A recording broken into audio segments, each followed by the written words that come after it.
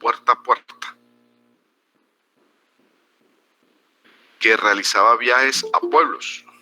Se conocen como los famosos buhoneros.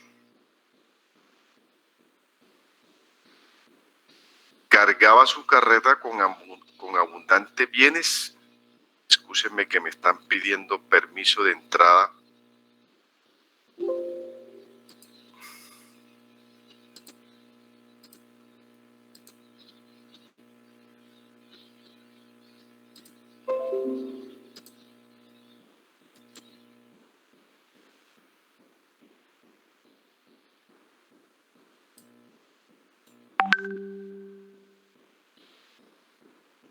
Bien, retomamos nuevamente, por que no me sigan interrumpiendo más.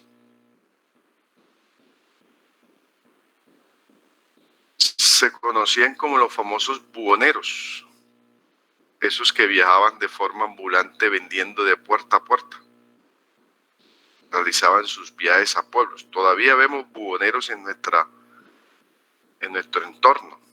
Todavía existen, hoy en día en el comercio todavía existen los famosos buhoneros. Esos que van de puerta en puerta en los pueblos vendiendo, realizando ventas ambulantes. Cargaba su carreta con abundantes bienes.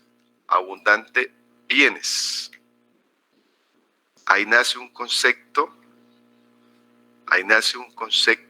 de lo que, ahí nace un primer elemento del capital de trabajo. Mercancía, abundante bien, inventario, ahí nace el primer elemento que conforma el capital de trabajo.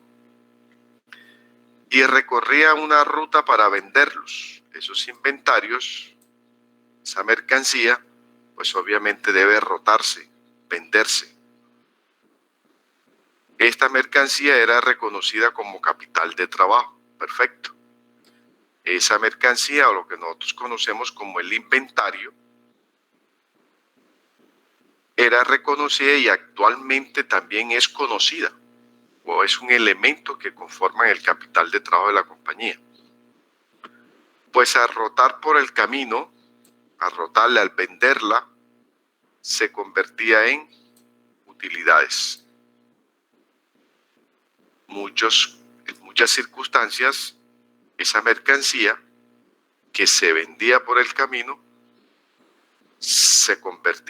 generaba utilidades, pero se convertía en una cuenta por cobrar. Muchas circunstancias esa mercancía pues la vendían a crédito, la dejaban a crédito a sus clientes, generando una utilidad, claro está. Entonces ya ahí aparecen dos elementos del capital de trabajo. Cuando se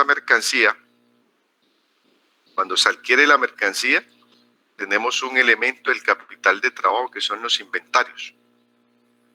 Y cuando esa mercancía se rota, se vende, ya sea de contado, pues aparece un elemento que se llama el efectivo. O se vende a crédito, aparece un elemento que se llama, otro elemento del capital de trabajo, que aparece las cuentas por cobrar. El carro y el caballo son sus activos fijos. Claro, el carro y el caballo constituyen un capital de la empresa, pero son activos fijos, son capital invertido en el negocio que se diferencia del capital de trabajo para operar el negocio. El carro y el caballo corresponden a un activo fijos. Activos fijos son capitales de la compañía, pero que no tienen la finalidad de rotarse, no tienen la finalidad de venderse. Y nace un concepto de capital de trabajo fijo, que es el carro y el caballo. Y hoy todavía, hoy no vemos carro, hoy vemos la gente alando carreta por las calles. Esos son los famosos buhoneros hoy en día. Ya no tienen carro ni caballo, sino carretas,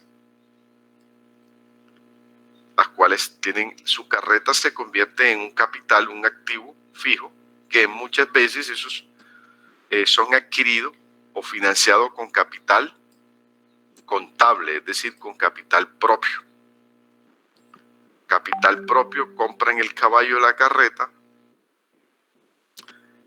van y adquieren la mercancía, la rotan, la venden, la convierten en efectivo o en cartera. La cartera hay que recaudarla, convertirla en efectivo, y ahí tenemos lo que se conoce como el capital de trabajo operativo, el capital que se requiere para operar.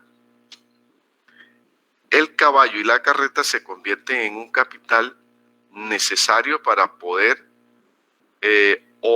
rotar la mercancía, para poder salir a venderla de pueblo en pueblo. Y solicitaba en préstamo los fondos para comprar la mercancía.